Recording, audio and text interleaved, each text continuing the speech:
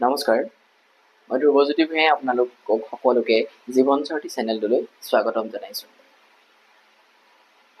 আপুনি এটা কথা মন কৰিবচোন দেই, আমি জীৱনটো ৰাতিপুৱাৰ পৰা গধূলিলৈকে যিবিলাক বস্তু দেখি থাকোঁ, হওক মোবাইলতে, টিভিতে, পেপাৰখনতে বা কিবা এটা য'ত ক'ৰবাত ওলাই গৈছোঁ ৰাস্তাত মাৰি থোৱা পোষ্টাৰখনতে, সেই বস্তুবিলাকত যে এডভাৰটাইজ কৰি থাকে, কি আমাৰ পৰা কি বিচাৰে গম পায়নে?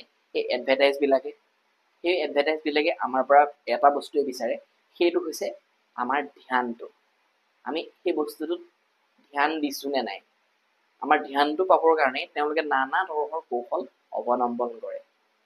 আৰু আমি আমাৰ ধ্যানটো যদি সেই বস্তুটোত দিব পাৰোঁ, তেতিয়া কি হয়, আমাৰ গোটেই জীৱনটোৱেই সেই তেনেকুৱা যোনটো বস্তুত আমি ধ্যানটো লগাওঁ, আমাৰ যদি জীৱনটো তেনেকুৱা হ'বলৈ আৰম্ভ কৰে। আমাৰ লগত তেনেকুৱা আৰু বহুত বস্তু আহিবলৈ আৰম্ভ কৰে। গতিকে আপুনি আপোনাৰ জীৱনটোত আপোনাৰ ধ্যানটো, আপোনাৰ এটেনশ্যনটো কেনেকুৱা ধৰণৰ বস্তুত লগাই থৈছে, সেইটো এবাৰ ভাবি চাওক।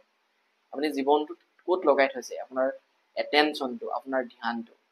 ঠিক তেনেকৈয়ে আমাৰ সকলোৰে ভিতৰত থকা ভগৱানে দিয়া এটা ডাঙৰ শক্তি হৈছে আমাৰ অৱচেতন মনটো। এই অৱচেতন মনটো হৈছে আপোনাৰ আজ্ঞাকাৰী। আপুনি যি ক'ব অৱচেতন মনটোৱে তাকেই কৰি দিব আপোনাক। আপুনি কি হয়, আপুনি যদি অৱচেতন মনটোক ভালটো কয়, সি ভাল তেনেকুৱা বহুত ভাল আপোনালৈ আনি দিব।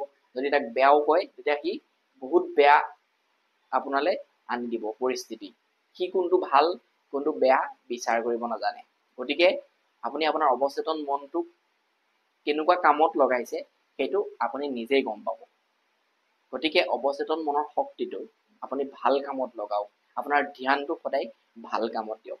আমাৰ চাবচোন, আপোনাৰ মোবাইলটোৱে আমাৰ সকলোৰে আজিকালি ইমানেই এটেনশ্যন কাঢ়ি লৈ যায় যে আমি ফোন এটা কৰিবলৈ যেতিয়া মোবাইলটো উলিয়াওঁ, কিন্তু ফোনটো আমি কৰিবলৈ পাহৰিয়ে যাওঁগৈ। আমি মোবাইলটোত বেলেগ বস্তু চোৱাৰ লগে লগে আমাৰ গোটেই সেই আগৰ যেতিয়া আমি ফোন কৰিবলৈ মোবাইলটো উলিয়াইছিলোঁ, আমাৰ সেই ধ্যানটোৱেই নাইকিয়া হৈ যায়গৈ। গতিকে যেতিয়া আমি আমাৰ এটেনশ্যনটো বেলেগক দি দিওঁ, তেতিয়া আমি আমাৰ মতে নচলোঁ, আমি সেই মোবাইলটোৰ মতেহে চলা হয়। গতিকে আপোনাৰ এই বহুমূলীয়া আপোনাৰ এটেনশ্যন আনক কেতিয়াও নিদিব। আপুনি আপোনাৰ জীৱনটোত আজিৰ পৰা আপুনি কেনেকুৱা বস্তুত আপোনাৰ এটেনশ্যনটো, ধ্যানটো দিবলৈ লৈছে, সেইটো এবাৰ ভাবি চাওক। আমাৰ কি হয় চাবচোন, আমি আমাৰ দিনটোত সময় যেনেকৈ লিমিটেড পাওঁ, আমি এদিনত 24 ঘণ্টা যেনেকৈ থাকে, ঠিক তেনেকৈ আমি আৰু এটা বস্তু এটা সীমাতহে পাওঁ। সেইটো আমাৰ কি হয় গম পায়নে? এনাৰ্জি। আমাৰ দিনটোত আমি যিমানখিনি এনাৰ্জি পাওঁ, আমি কাম বন কৰাৰ ফলত আমাৰ এনাৰ্জি শেষ হৈ যায়। আৰু ৰাতিলৈ আমাৰ কি হৈ যায়, আমাৰ এনাৰ্জি নাইকিয়া হৈ যায়। আমি ভাগৰুৱা অনুভৱ কৰোঁ।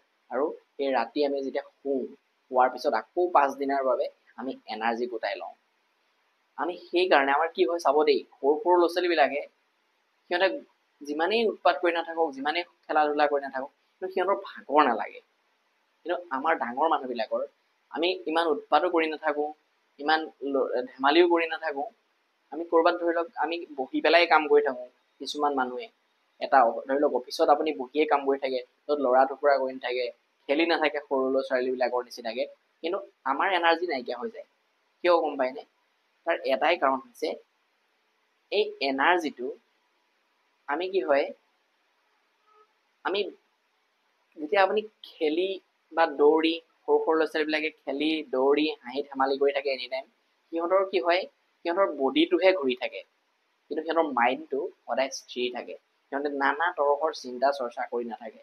সিহঁতৰ মাইণ্ডটো এটা সময়ত বহুত জেগাত লগাই নথয়। সিহঁতে খেলি থাকিলে তাতে সুখী, সিহঁতে খেলিয়ে থাকে। সিহঁতে যদি কান্দে তাতে কান্দি হাঁহে সুখী, সিহঁতে কান্দিবই। গতিকে সিহঁতৰ সেইকাৰণে এনাৰ্জিটো লছ নহয়, সিহঁতে মাইণ্ডটো ইমান ইউজ নকৰে। কিন্তু আমি কি কৰোঁ, আমি আমাৰ এই বডিটোতকৈ আমি আমাৰ মাইণ্ডটোহে বেছি ইউজ কৰোঁ। আমাৰ বডিটো একে জেগাতে থাকে, কিন্তু আমাৰ মাইণ্ডটো য'ত ত'ত ঘূৰি থাকে। আৰু সেইটো কাৰণেই আমাৰ কি হয়, আমাৰ এনাৰ্জিখিনি, আমি দিনটোৰ বাবে যিখিনি এনাৰ্জি লাভ কৰোঁ, সেই গোটেই এনাৰ্জিখিনি আমি অতি সোনকালেই কিছুমান লগাব নলগীয়া কামত লগাই সেই এনাৰ্জিটো শেষ কৰি পেলাওঁ। গতিকে আমি ৰাতিলে আমাৰ একেবাৰে এনাৰ্জি নাইকিয়া, ভাগৰুৱা অনুভৱ হৈ যাওঁ।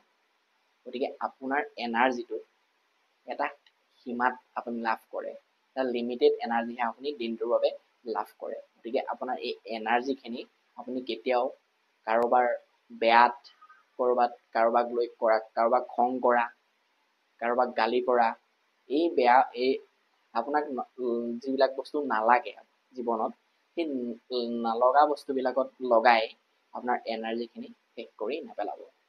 চব বস্তুৱে এনাৰ্জি হয়। আপুনি আপোনাৰ এনাৰ্জিখিনি ভাল জেগাত লগাবলৈ চেষ্টা কৰক।